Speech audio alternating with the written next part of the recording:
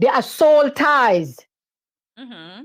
And some soul ties is like they are so knitted and they've been there Mm-hmm. so long that letting go for some people, when they letting go, it loose right away.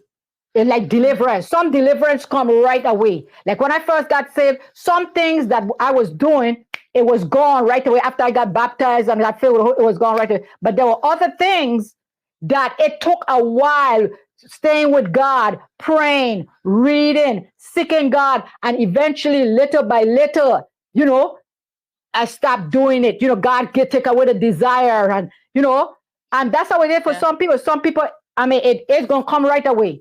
And then some people, you gotta Yeah. keep working with God and keep seeking God, keep praying, keep fasting, and then it's gonna eventually, it's gonna lose.